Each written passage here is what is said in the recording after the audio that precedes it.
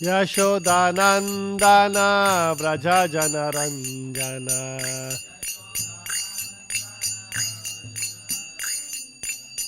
Yamunatira Vanachari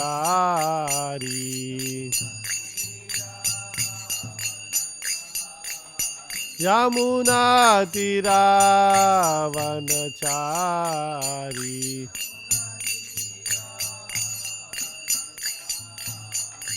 Jayo Radha Madhava Kunja Vihari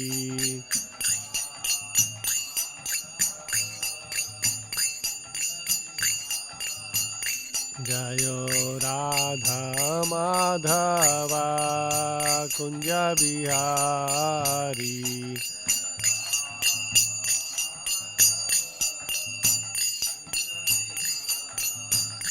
Jayo Krishna Balaram Jayo Krishna Balaram Krishna Balaram Jayo Krishna Balaram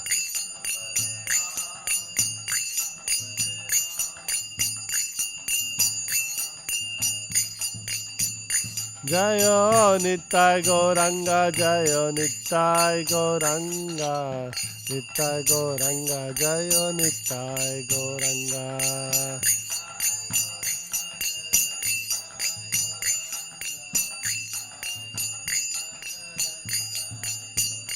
Jaya Jaya Prabhupada Prabhupada Prabhupada Jaya Jaya Prabhupada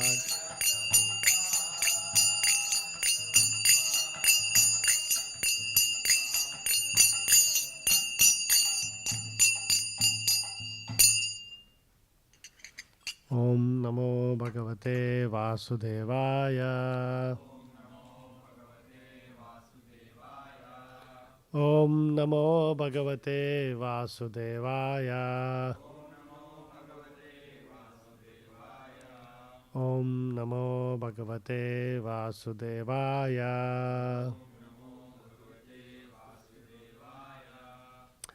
Reading from Srimad Bhagavatam 10th Canto 8th Chapter Text number 41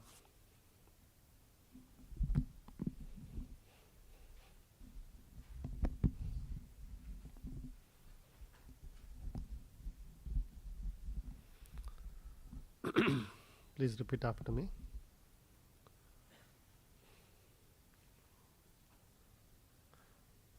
Atho yathavanna vitarka gocharam Atho yathavanna vitarka gocharam Cheto mana karma vacho viranjasa Cheto mana karma vacho viranjasa Yadashrayam yena yata pratiyate Yadashrayam yena yata pratiyate Sudirvibhavyam pranatasmi tatpadam Sudirvibhavyam pranatasmi tatpadam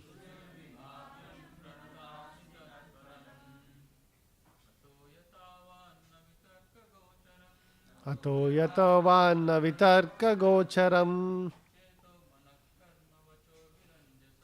Cheto mana karma macho viranjasa Yadashrayam yena yata pratiyate Sudirvibhavyam pranatasmi tatpadam To yatavanna vitarka gocharam Cheto mana karma vacho viranjasa Dashrayam yena yata pratiyate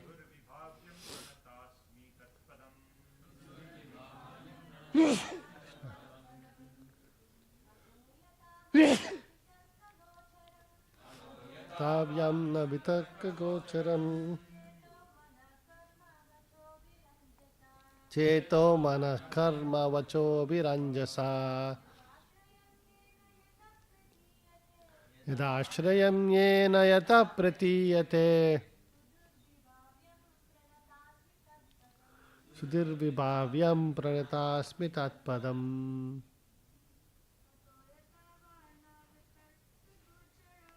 अतो यतो वा न वितर्कगोचरम् चेतो मनः कर्म वचोभिरञ्जसा यदाश्रयं येन यतः प्रतीयते सुधीर्विभाव्यं प्रणतास्मि तत्पदम्. Word to word translation. Please repeat after me. Atho. Therefore she decided to surrender unto the Supreme Lord. Yathavat. As perfectly as one can perceive. Na. Not. Vitarka gocharam. Beyond all arguments. Reason and sense perception. Chetaha. By consciousness. Manaha. By mind. Karma. By activities. Vacho bihi. Or by words. Anjasa. Taking all of them together. We cannot understand them. Yatashrayam. Under whose control? Yena. By whom? Yataha. For whom? Pratiyate. Can be conceived. Only that from him everything emanates. Sudhir vibhavyam. Beyond our sense perception or consciousness. Pranatha asmi. Let me surrender. Tat padam. At his lotus feet. Translation and purport by His Divine Grace A.C. Bhakti Vedanta Swami Srila Prabhupada. Translation. Therefore, let me surrender unto the Supreme Personality of Godhead and offer my obeisances unto Him, who is beyond the conception of human speculation, the mind, activities, words and arguments, who is the original cause of this cosmic manifestation, by whom the entire cosmos is maintained and by whom we can conceive of its existence. Let me simply offer my obeisances, for He is beyond my contemplation, speculation and meditation. He is beyond all of my material activities. Purport. One simply has to realize the greatness of the Supreme Personality of Godhead. One should not try to understand Him by any material means, subtle or gross. Mother Yashoda, being a simple woman, could not find out the real cause of the vision. Therefore, out of material affection, she simply offered obeisances unto the Supreme Lord to protect her child. She could do nothing but offer obeisances to the Lord. It is said, Achintyaha kahu ye bhavana tam takrena yojayet. Tarkena yojayet. Mahabharata, Bhishma Parva 5.22. One should not try to understand the Supreme Cause by argument or reasoning. When we are beset by some problem for which we can find no reason, there is no alternative than to surrender to the Supreme Lord and offer Him our respectful obeisances. Then our position will be secure. This was the means adopted in this instance also by Mother Yashoda.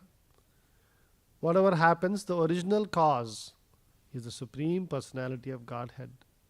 Sarva Karana Karanam, Brahma Samhita 5.1. When the immediate cause cannot be ascertained, let us simply offer our obeisances at the lotus feet of the Lord. Mother Yashoda concluded that the wonderful things she saw within the mouth of a child were due to him, although she could not clearly ascertain the cause. Therefore, when a devotee cannot ascertain the cause of suffering, he concludes, Tatte anukampam samikshamano bunjana evatmakrutam vipakam hrudvagvapurbir vidadhan namaste jivetayo muktipada se dayabak. Bhagavatam 10:14-8. The devotee accepts that it is due to his own past misdeeds that the Supreme Personality of Godhead has caused him some small amount of suffering. Thus he offers obeisances to the Lord again and again. Such a devotee is called Mukti Pade Se Dayabak. That is, he is guaranteed his liberation from this material world. As stated in Bhagavad Gita 2.14. Matra sparshast kaunteya shitoshna sukadukkadaha agama payino nityas tam sitikshvasva bharata. We should know that material suffering due to material body will come and go. Therefore, we must tolerate the suffering and proceed with discharging our duty as ordained by our spiritual master. Thus ends the Bhaktivedanta purport. Om Ajnana Timirandasya Gnananjana Shalakaya Chakshurunmilitam Enam Tasmai Shri Guruve Namaha Nama Om Vishnu Padaya Krishna Prasthaya Bhutale Srimate Bhakti Vedanta Swamin Itinamine Namaste Saraswate Deve Gauravani Pracharine Dirvishesha Shunyava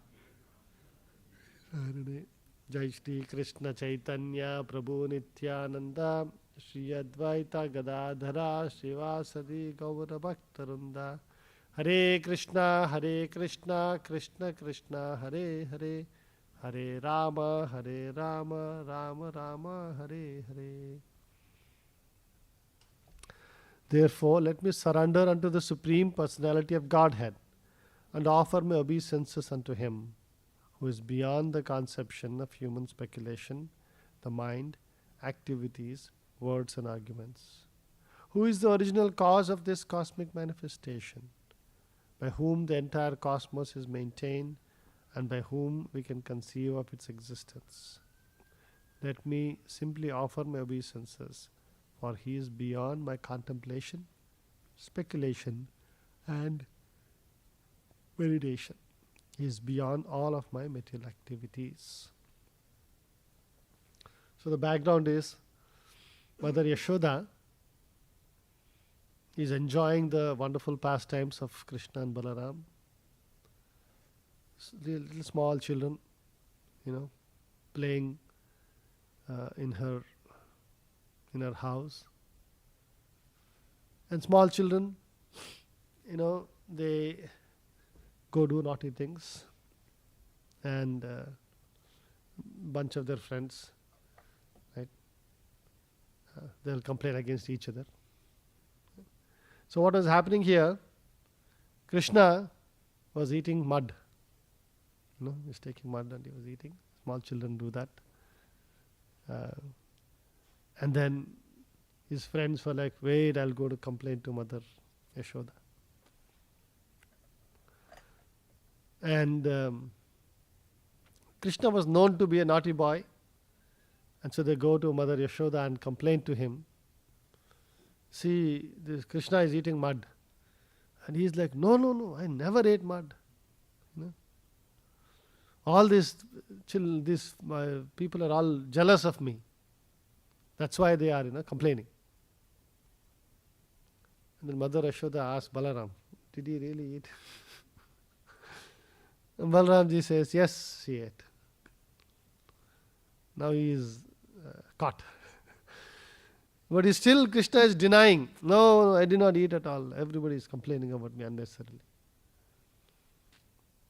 And then Mother Yashoda is, oh really, you did not eat? Show me your mouth. Let me see if you have got any mud in your mouth. And then Krishna opens his mouth. You see that beautiful painting done by devotees. Right? And within his mouth, Krishna reveals the entire universe. She can see, all the stars and the planets and the celestial, all the celestial planets and everything. And Mother Yashoda is like just bewildered.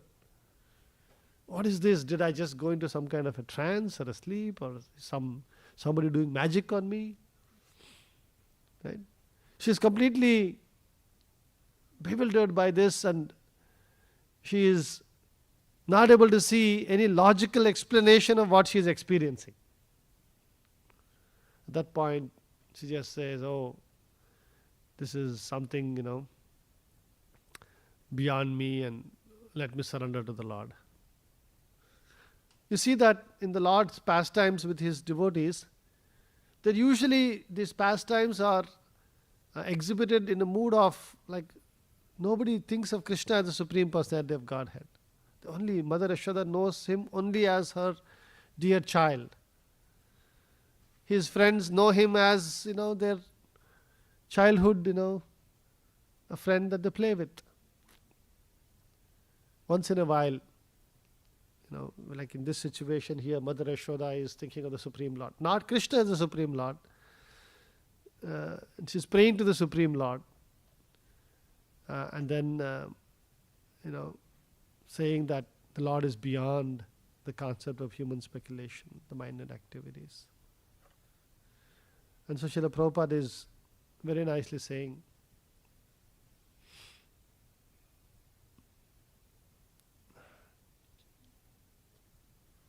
that when the immediate cause cannot be ascertained, let us simply offer our obeisances to the lotus feet of the Lord. Many times in our life, we are put in situations where we cannot understand why we are going through that situation, what is happening, what is the cause of that, right? And we're also not able to,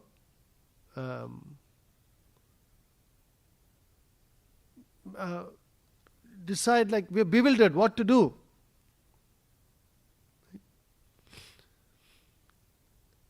There was one very interesting pastime in Chaitanya Charitamrita. Ramananda Rai had 5 brothers. Youngest of the brothers was Gopinath Patnaik. And Ramananda Rai, their whole family, they were Kshatriyas, they were tax collectors, right?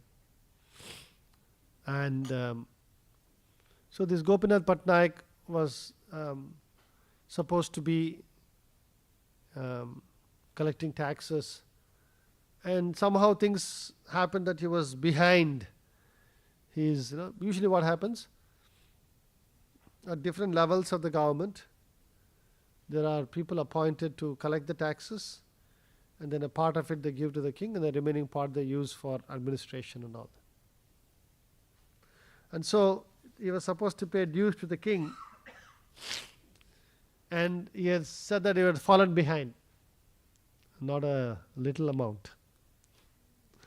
He said he had fallen behind by 200,000 kahanas of gold. It translates to about 800 kgs. So you can imagine, it's a lot of money. How wealthy they must have been in those days, right? And then, he realized he was getting into trouble. He must have been spending more than he was collecting, and then he hit upon an idea that I will have some, horses very high breed horses I will keep, and then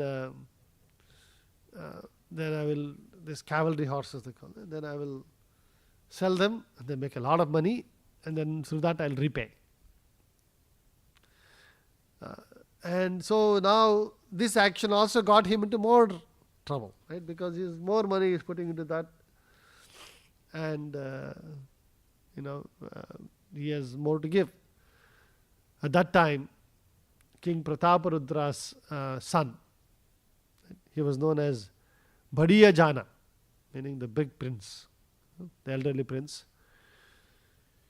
He came to know of this, and there was a little bit of misunderstanding, and there's a whole pastime around that. I won't get into the details. And he becomes upset with this Gopinath Patnaik, because I remember he used to stammer or something, right? And there was some incident that happened, and he gets very upset. And so he orders Gopinath Patnaik to be brought before him. And then he says, pay up your dues. And he says, yes, I will give you. I'm not going anywhere. I made all this investment in these horses and everything, and I'll pay back and this thing. And because he was upset with him, and he wanted to, sort of take revenge, he starts saying, let me see what horses you have, and he starts very much undervaluing them. He said, this is hardly worth anything. So now, how will you, give the money? And then he orders him to be put up on the changa. So this changa, they said that some kind of a wooden mechanism, you're raised up, like 5-6 feet in the air. This, and then there are sharp swords that are put at the bottom, and then you can imagine when you let go, you go into those words, and Hare Krishna. And it reached a point where he was actually put up on the changa itself. Right? So, in the Chaitanya Charitamrita Antya Leela 9.13, Eka dina loka asi prabhure nivedila Gopinathera badajana change chandaila. One day, the townspeople rushed to the Lord, to Chaitanya Mahaprabhu. The prince has lifted Gopinath onto the changa. At that time, Mahaprabhu is a sannyasi, right? And all the people involved are all his devotees. Gopinath Patnaik is his devotee. King Prataparudra is his devotee. His son is his devotee. So now people are literally asking him to interfere with the governmental affairs. Right? At that point, Chaitanya Mahaprabhu says, Antilila 9.35, I am a detached sannyasi. The king must realize his own revenues. What can I do? Right? And so he just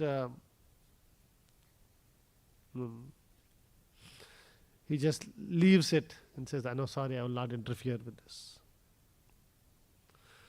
At that time, everybody surrounding him was like, people, what to do now? Chaitanya Mahaprabhu has said, I'm not going to interfere. No, who is going to take care of it?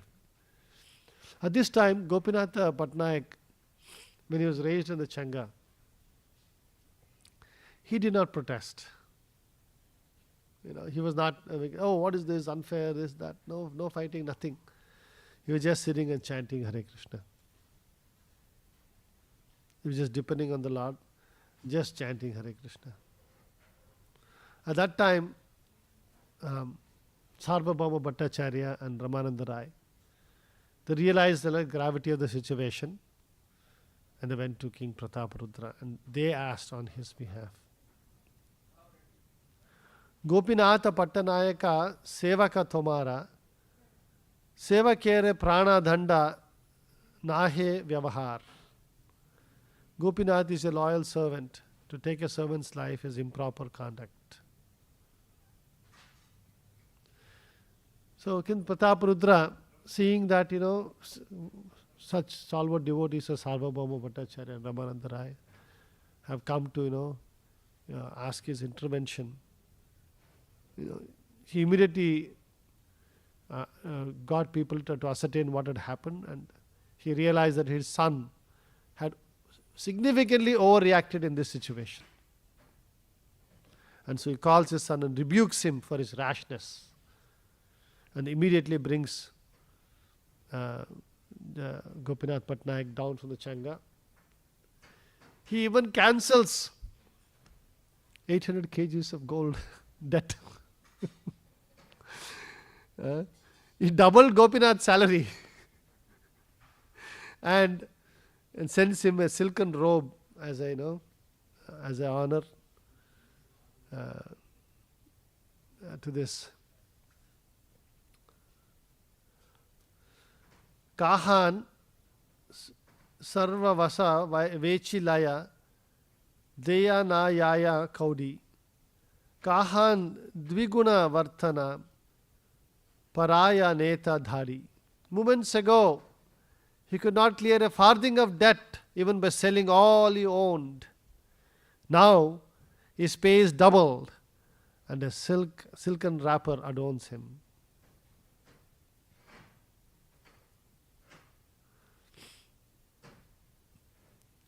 So, and then Chaitanya Mahaprabhu, when he hears about this news, he just smiles. Right? He did not intervene even till the end. And then he's saying, it was only my wish that his debt be waived or his salary raised. I only wished to show how Krishna protects. Sorry. It was not my wish that his debt be waived or his salary raised. I only wish to show how Krishna protects a devotee who takes his shelter even when all reason and worldly help are gone. So the interesting thing about the story is Gopinath Patnaik was not protesting. He was not, he was just saying, oh, it's my bad karma. I only mismanaged these finances. And when things are, and he said, okay, it's my karma. What can be done? Can you imagine? This is not just talk now, right? He has been put on the Changa. He's just minutes away from being killed. And still Gopinath Patnaik's consciousness is full surrender to the Lord. And he's chanting and he's just depending on the Lord. So, very interesting example over here that illustrates some key point that Srila Prabhupada is illustrating, is clarifying in the purport. Right? Prabhupada is quoting another verse from the Bhagavatam. Satye anukampam susamikshmano bhunjana evatma krutam vipakam. Krutam vipakam. Is the devotee is thinking, I am bhunjan, I am experiencing some vipakam, I have done something bad. And that's why I am experiencing whatever I am experiencing. And Krishna has given me only a token. Right? And then when somebody is fully surrendered like that, Sudvag Vapur Bir Vidadan Namaste Jiveta Yo Mukta Pada Se Dayabak. Then he is become Dayabak. He becomes a recipient of the causeless mercy of the Lord. So, very interestingly here we are getting some lessons, some important lessons in how to deal with challenges that come in our lives and situations where we cannot understand the reason or the cause of different situations. We see in Srila Prabhupada's life, he very, very wonderfully exhibited the very same, these qualities in an exceptional way. I always keep saying, we hear and read a lot about Srila Prabhupada's immense success in Krishna consciousness. Right? Now, what were the years of his success? This big expansion that was happening. Which years were there? Yeah, but in his life, he was 72 years old to 83 years old. Can you imagine what about the remaining first 72 years of his life? Right? Anybody remembers how much at the peak of Prabhupada's this thing, how much he was earning per month?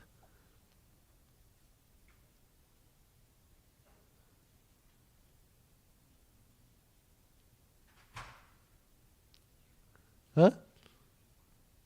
He had a big car also, right? Buick, huh? American imported car. Just imagine in those days. Really? Oh, there must have been a lot of cars. Oh, yeah. The kings, the different princesses, like the Nawab of Hyderabad is known for his extravagance. He had some 60 or 70 Rolls Royces in his collection. They were like, because India, the reason people came to India was because of extreme wealth India enjoyed in those days. Extreme wealth means unimaginable amount of gold and diamonds and rubies and this and always. India was like the number one nation in the world. Even in Chaitanya Mahaprabhu's time, that's even though the Mughals had just because the Mughals did not like they tried to take some money. Some of them took Ghazni and all. They took a lot of wealth and went. But others, they actually got integrated into the society. They started living in India. They started integrating society. In those days, India was they said 33% of the world's GDP. The United States, in contrast, the peak of the United States is not now.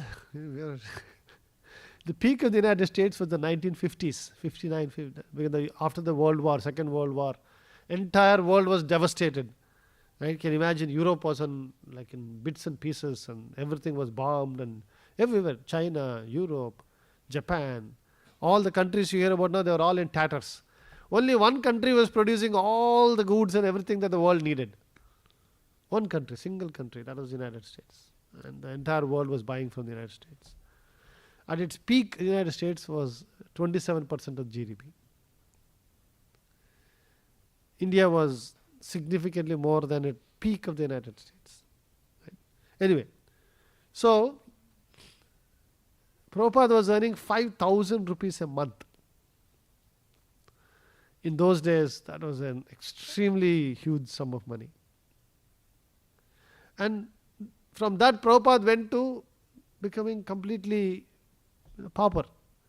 All his business went and everything went. And we know how in the 1950, I think, 49, 50, that manuscript of Bhagavad Gita he had written, and he comes to know that his wife had sold the manuscript, like a raddi wala tha hai na, usko de diya, for getting biscuits, for drinking tea. And that was very painful for Srila Prabhupada to this thing. And then he decides that he's going to leave his house. And he adopts Vanaprasth, goes to Vrindavan. And even there, under pretty austere conditions, Prabhupada was living. And how he was trying to print the Back to God magazine. And he goes to Jhansi, tries to start this thing there. That is a failure.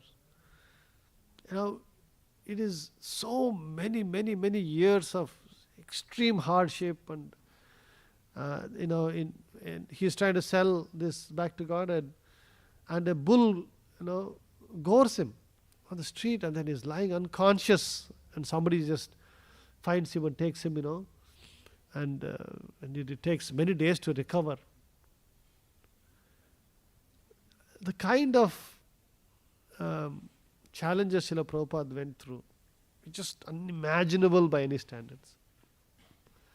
Even when it comes to the United States, his journey itself is so painful, right? He has so many heart attacks and so many things. And when he comes, he's in the midst of all this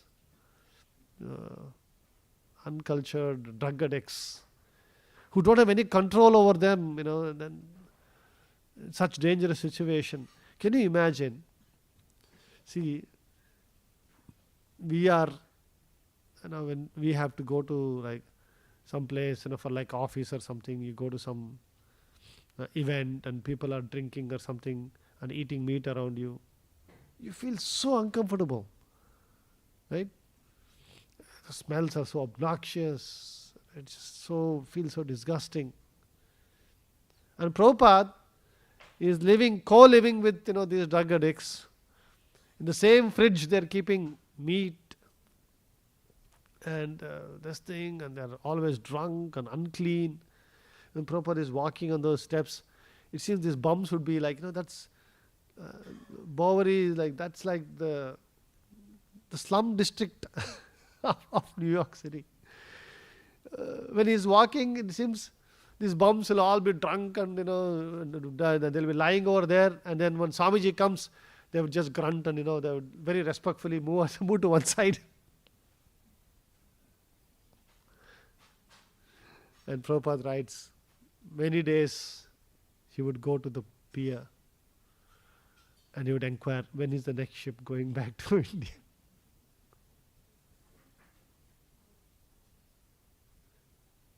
And so he would inquire, but still his heart was, I need to fulfill my spiritual master's instruction to me. And, and then, he went to, the point where Prabhupada was, the most popular people in the world at that time, the Beatles, they were his disciples and all that. But the point that Srila Prabhupada personally showed is how to deal with challenges in life. Because the reality is, all of us will go through these things. And whether we go through challenges or we see wonderful success, our consciousness should be the same in both situations. Matra sparshastha kaunteya shitoshna sukha dukkada agamapayino anityas tam stitikshasva bharata. Saying tam titikshva. Even sukha you have to titikshva, you have to tolerate. When everything is favorable and you have everything is going, if a devotee gets puffed up, if a devotee forgets that this too shall pass, then it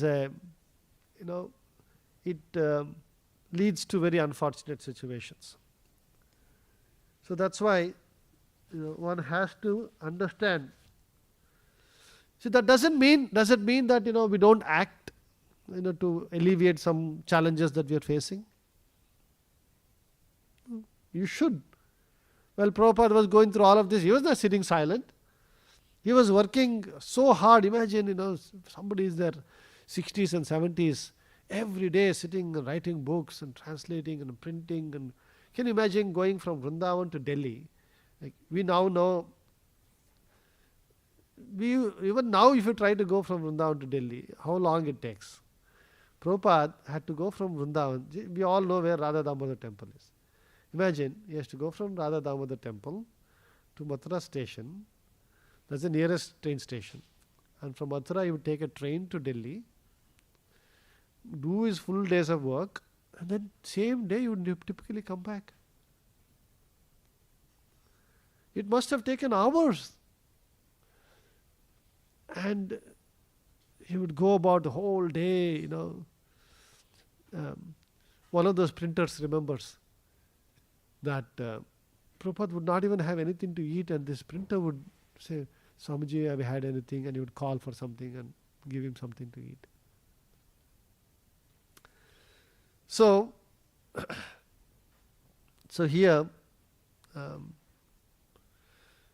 we are being given some important life lessons, that what happens to us is not in our control, but how we react to that situation is completely in our control. And that is what makes a devotee. That is what actually builds our resilience. And when we learn to practice equanimity in all of these situations, then you make immense progress in spiritual life.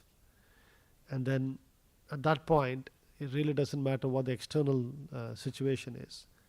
Internally, you're situated at the lotus feet of the Lord, and then you become dayabak. You become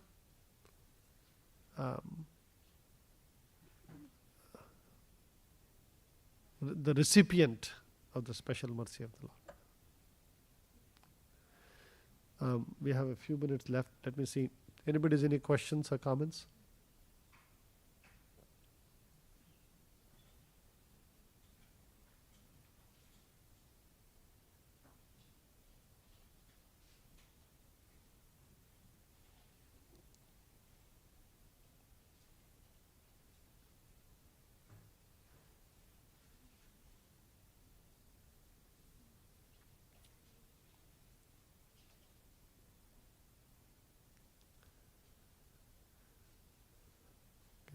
So we see that there are situations in our life which are not under control. When the immediate cause cannot be ascertained, let us simply offer our obeisances to the lotus feet of the Lord.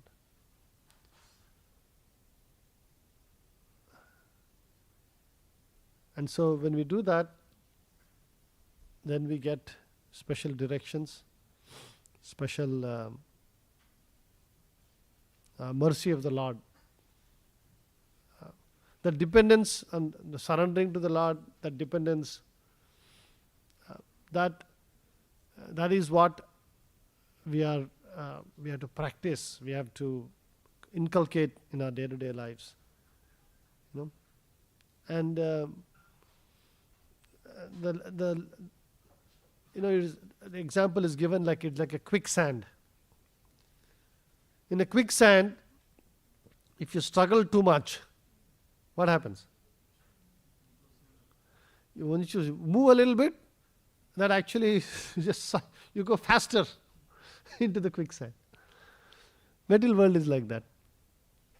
When these things happen, you protest, you struggle, you do this, no, this, that, half our life is spent in just that only, right?